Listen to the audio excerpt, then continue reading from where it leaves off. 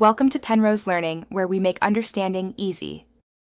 You'll start by confirming the Samsung keyboard is active. Go to Settings General Management and enable it if needed.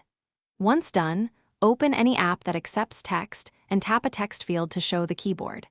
Make sure Clipboard is accessible from the keyboard toolbar. Tap the three dots if the toolbar is hidden.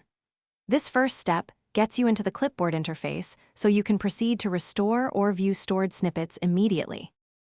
Now tap the Clipboard icon to reveal recent clips. If you don't see it, open the toolbar menu via the three dots and add Clipboard.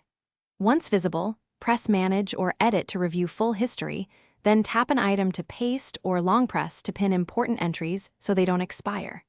If you previously enabled Samsung Cloud Sync, choose Restore to pull backed up clips. This recovers items from another device. Make sure to check pinned items first because they persist longer.